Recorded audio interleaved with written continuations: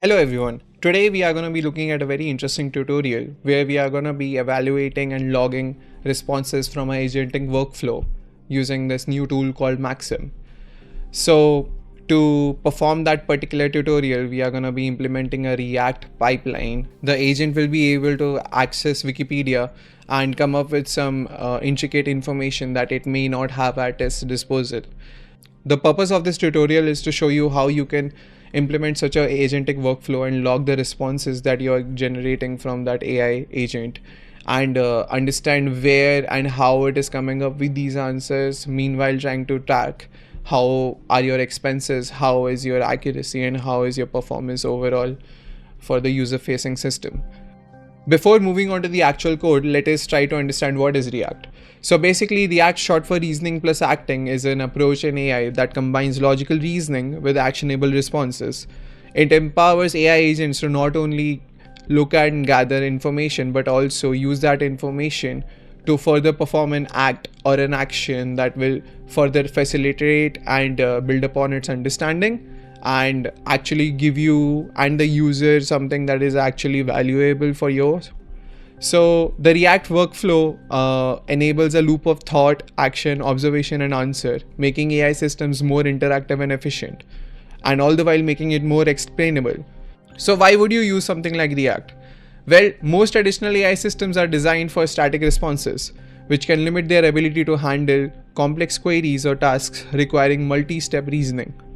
React bridges those pipelines and helps them by integrating thought processes, action executions, observation integration, and answer generation. Now, thought process helps the agent analyze the problem or query step by step.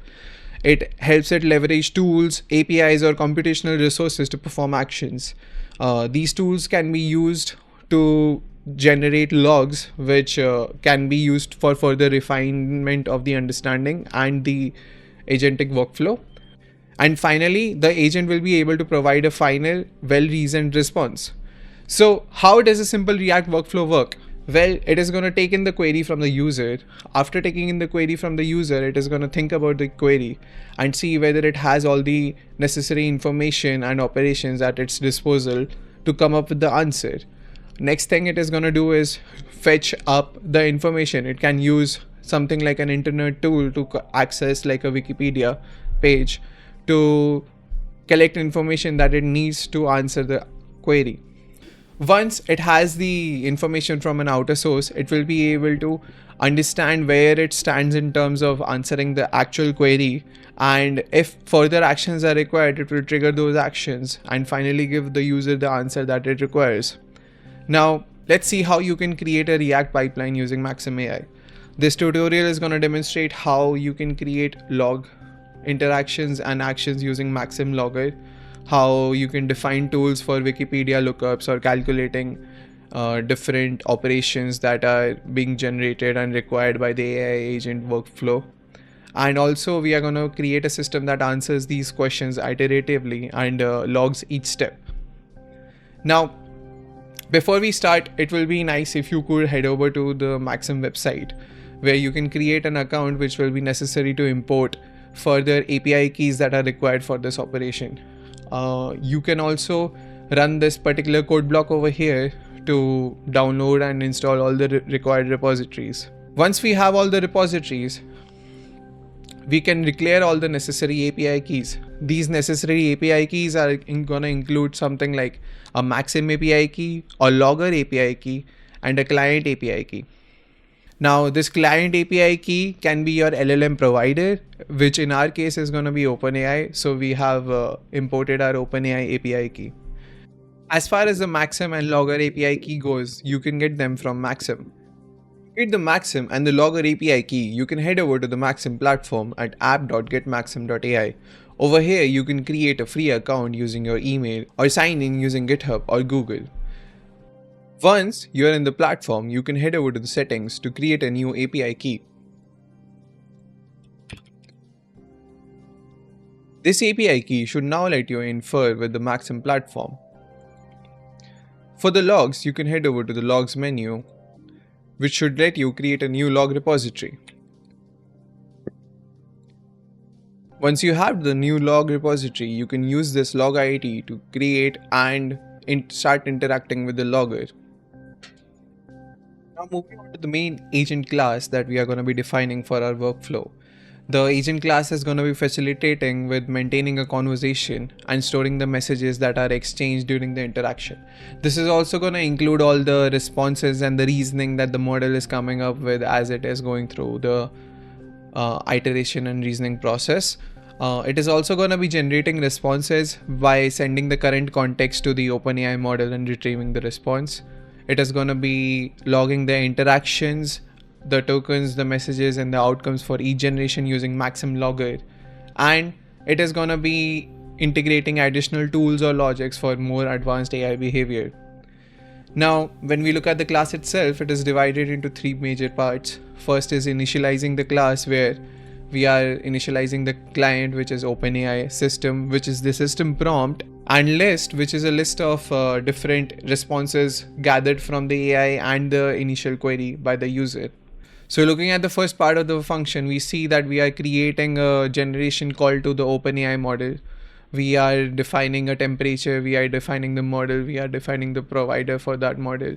We are also sending it the messages in terms of the current context and the current interactions between the AI and the user. Secondly, we are going to be using the tick token library to calculate the number of tokens that are being used by the model and us. So this includes the prompt tokens, that are the initial prompts that the user had presented, and the completion tokens, which are the subsequent AI generated prompts, which will help us generate and gather the prompt tokens and the completion tokens.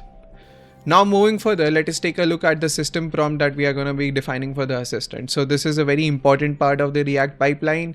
You will see that it is a much more thorough system prompt than your usual AI assistants, which is going to be enabling the model to reason and act on the basis of the reasoning and the inferences it is coming up with. So what you would see is that we are asking the model to run a loop of thought, action, pause, and observation. At the end of each loop, you output an answer, which means after looking at the entire problem and all the context it has collected, it is going to be coming up with an answer or the final generation result, which is going to be basically telling whether it needs to go back to the reasoning process or if it is confident in its current answer. So we are going to be defining two particular actions over here. Calculate, which is going to be running a calculation of the user's choice and return the number, and Wikipedia, which is going to be returning a summary from a searched Wikipedia page. So the only reason why we are using Wikipedia is because of the integrity of that website, and it basically, and in most cases, does entail to a right answer.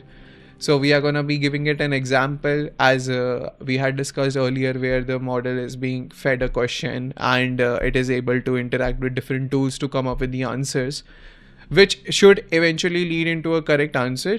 And also along the way, we'll be able to see the entire thought process of the agentic workflow and where and why it is taking the particular decisions or particular inferences or particular references from.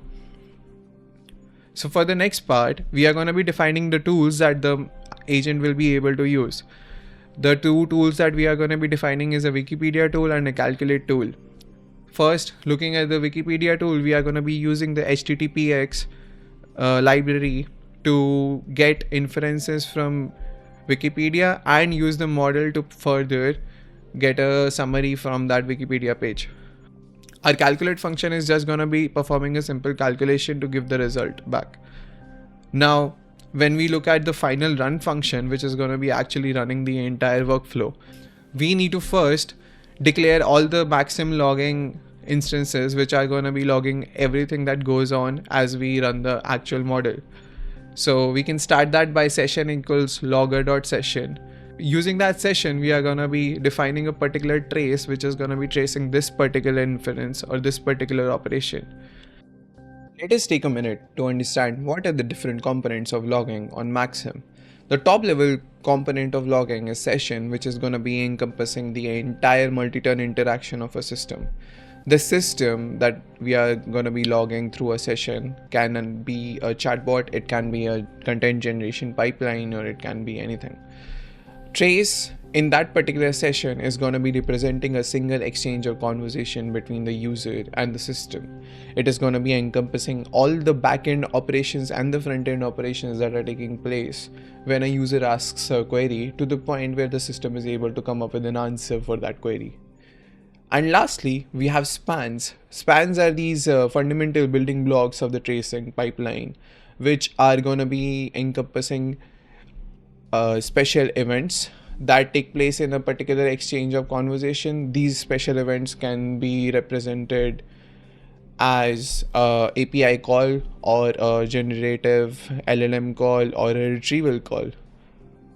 So now let us go back to the main code and try to see how you can go about using these components for logging a React pipeline.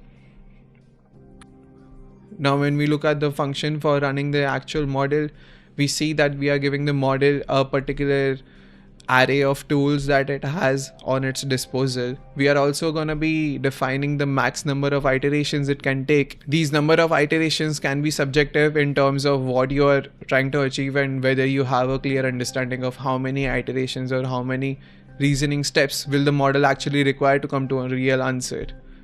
Moving on to the final iteration loop, the model is first going to look at the result that was generated in the previous iteration. If the result asks for a pause and there is an action that was defined in the result, the AI pipeline is going to be using that particular action for the next iteration. Once it has the name of the action that is required for coming up with the next iteration, it is going to be using that particular action to generate the next iteration. Now, in the case where the result that was given back by the model returns an actual answer, it is going to break at that point and finally output that particular answer.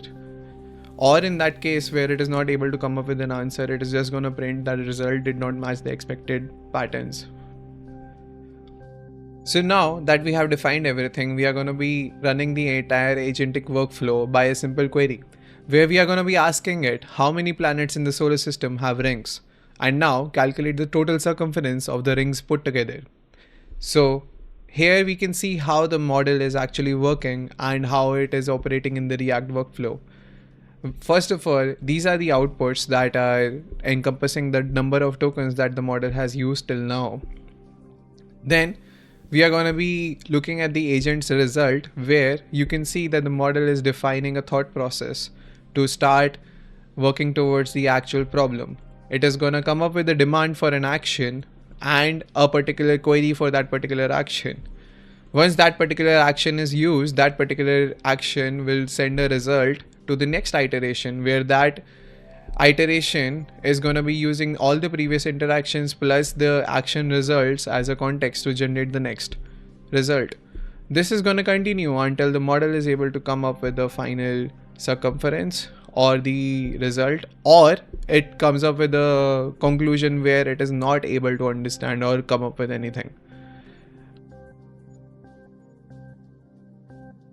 Now let us look at how the actual logs look like on the Maxim side. So for the first iteration, it is going to create a span between the first trace. A trace, remember, as I mentioned, encompasses everything that takes place within getting the user prompt and coming up with the assistant answer. So it can include multiple generations, multiple tool calls, multiple retrievals. So let's see what happens for the first iteration. For the first iteration, it is going to pass the system prompt as a system variable. Then it is going to pass the user prompt as a user variable, and the very first iteration, the assistant would come up with something like thought, I need to find out which planet in the solar system have rings, and gather information about each of their ring circumferences. Now it will also come up with an idea of what it needs to do next. I'll start out by finding out which planets have rings. This particular step will actually help it come up with an action or a tool that it needs to use, which over here is Wikipedia, and it will also come up with the query that it needs to ask Wikipedia for. This Wikipedia action will now trigger an actual tool call. this tool call would look like something like this, and the result that is approved by the tool call will be used for the next iteration. In our case, it is able to come up with the final answer on the 10th iteration, where you can see the final answer gives you a generation where it says that there are 4 planets in the system with rings and the total estimated value is this. Over here, if you go back to the 9th iteration, for example, you can see that it has called in the calculate tool to actually start the calculation from the potential values it had received from the previous iteration call. So there you have it. Today we saw how we can evaluate React pipelines using Maxim and log the responses generated by different agentic workflows. We also saw how these type of tools help in explainability and interpretability of these AI calls, which can often be black boxes which we don't really understand. And by being able to understand and log why exactly it is choosing a particular action or a thought process, it really opens up gates for us to improve the agentic workflows according to the system and user requirements. So I'll meet you next time. Until then, keep your models fed and your code bug free.